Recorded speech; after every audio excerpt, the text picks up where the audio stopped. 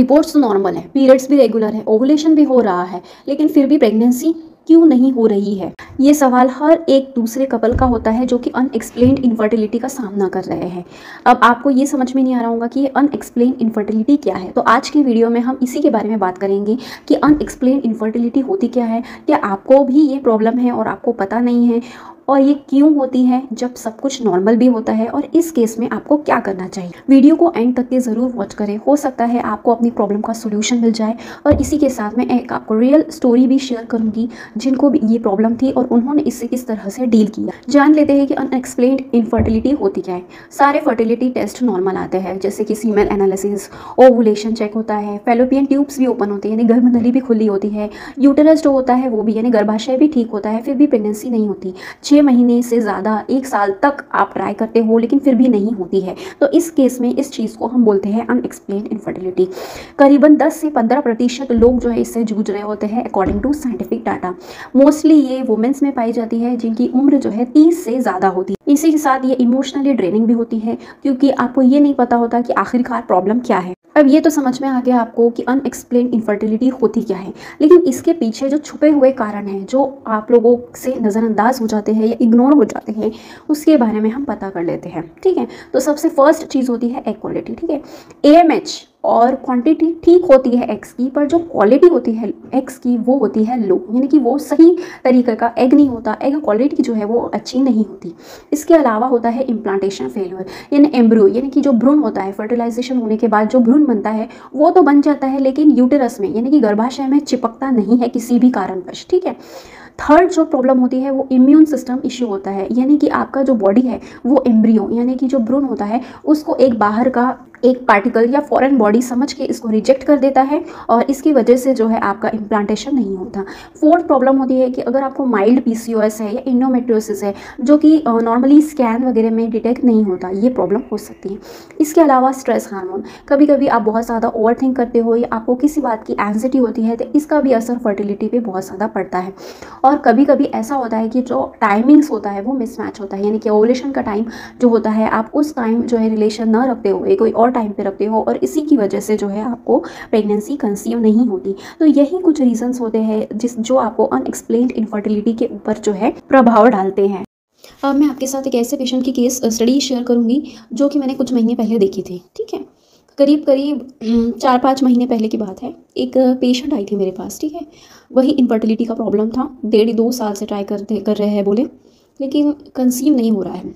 सारे टेस्ट करवाए उनके तो वो तो नॉर्मल थे, जैसे कि सोनोग्राफी वगैरह भी नॉर्मल थी, हार्मोन्स वगैरह भी ठीक थे। ठीक है, कोई प्रॉब्लम नहीं थी एज सच।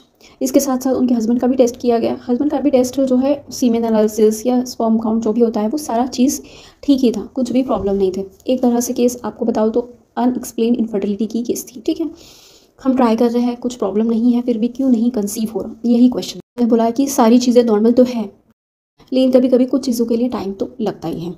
नॉर्मल है तो आप जो है नॉर्मली नेचुरली भी कंसीव कर सकती हो। ठीक है, मैंने सिर्फ उनको कुछ मल्टीविटामिन्स दी और सिर्फ एक सजेशन दिया कि आप जो है कम से कम 1 या 1.5 साल से ट्राई कर रहे हैं तो आप कुछ टाइम के लिए ये चीज़ों को जो है साइड में रखिए और आप ये दिमाग से बिल्कुल निकाल लीजिए कि आपको जो है कंसीव करना है। ठीक है, आप सिर्फ और सिर्फ अपने लाइफ पे फोकस कीजिए, जो भी पॉजिटिव चीज़ें हैं उसके ऊपर फोकस कीजिए और थोड़ा सा रिलैक्स हो जाइए। बस मैंने उनको यही एडवाइस दी और कुछ मल्टीविटामिन्स वगैरह तो उनको मैंने दिया था तो वो शुरू था बस, और कुछ एडवाइस मैंने उनको की नहीं। उसके बाद शायद करीब 3 महीने के बाद वो आई। 3 महीने के बाद जो है वो मेरे पास आई और मुझे बोले कि पीरियड जो है मिस हो गया है मेरा। ठीक है, पीरियड मिस होने के बाद मैंने उनका प्रेगनेंसी टेस्ट चेक किया। प्रेगनेंसी टेस्ट चेक करने के बाद जो है मैं देखती क्या हूँ, मैं हैरान, मिरेक्युलसली उसमें 2 लाइन्स पॉजिटिव थी।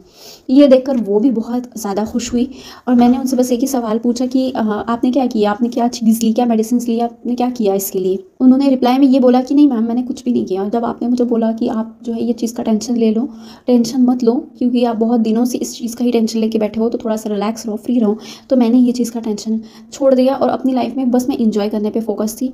हस्बैंड के साथ बाहर गई वेकेशंस पे और उसके बाद मैंने कोई चीज़ सोची नहीं। ठीक है, 2-3 महीने से तो मैं यही चीज़ फॉलो कर रही थी और बेबी का टेंशन जो है कि बेबी मतलब कंसीव करना है, क्या करना है, किस तरह से करना है, बहुत ज़्यादा जो प्लानिंग होती है, ये ओवुलेशन का दिन है, इसके अंदर रिलेशन रखना है, ये सब जो चीज़ों मैं पहले करती थी वो सब चीज़ को मैंने टेंशन छोड़ दिया। ठीक है। तो जब उन्होंने ये टेंशन छोड़ा उसके बाद में ही जो है उनको रिजल्ट मिला। तो कभी कभी इस तरह से होता है लाइफ में कि हम कोई चीज़ के लिए बहुत ज़्यादा डेस्परेट हो जाते हैं, बहुत ज़्यादा उसी के पीछे पड़ जाते हैं, साल साल भर, डेढ़ डेढ़ साल उसी के पीछे पड़ने पर किस तरह से बॉडी जो है उस चीज़ को उतना अगेंस्ट करती है। ठीक है, इस वजह से जो है जब उनका माइंड जो है उस तरह से हटा, ठीक है, वो दूसरी चीज़ों पे फोकस करने लगी, तो जो चीज़ चाहिए थी वो ऑटोमेटिकली उनके पास आ गई। तो इस वजह से कभी-कभी कुछ वुमेन्स जो होती है, जिनको अनएक्सप्लेन्ड इनफर्टिलिटी की प्रॉब्लम होती है, जिनको कोई रीज़न नहीं होता है, कोई चीज़ का प्रॉब्लम नहीं होता है, लेकिन फिर भी वो गर्भ नहीं रुक रहा होता है। तो कुछ टाइम के लिए आप इस चीज़ से डिटैच होकर ज़रूर देखिए, ये मेरी टिप है आप लोगों के लिए। 2-3 महीना इस चीज़ से जो है आप बिल्कुल अलग होकर अपनी लाइफ पे एन्जॉय कीजिए, आप हस्बैंड के साथ टाइम स्पेंड करिए। अगर हो सकता है तो आप वेकेशन पे जाइए, और अगर नहीं हो सकता है तो आप चाहें वहाँ पर भी रह के बहुत सारी चीज़ें एन्जॉय कर सकते हैं। इस तरह से कीजिए और पॉजिटिव रहिए, बिकॉज़ पॉजिटिव रहना बहुत ज़्यादा ज़रूरी है। पॉजिटिव रहिए लाइफ को लेके, चीज़ों को लेके, और अगर कोई चीज़ का टेंशन है तो उसको दिमाग से निकालिए, तो आपको कंसीव जो है ज़रूर हो सकता है। ठीक है, ये सिर्फ उन लोगों के लिए है, उन महिलाओं के लिए जिनको कोई प्रॉब्लम नहीं है।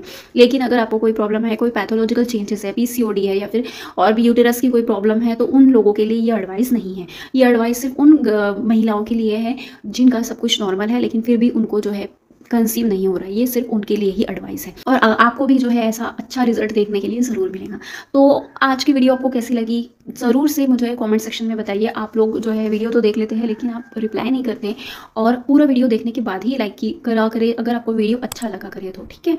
और उन लोगों से भी ज़रूर शेयर करें जो कहीं ना कहीं इस प्रॉब्लम से जूझ रहे हैं।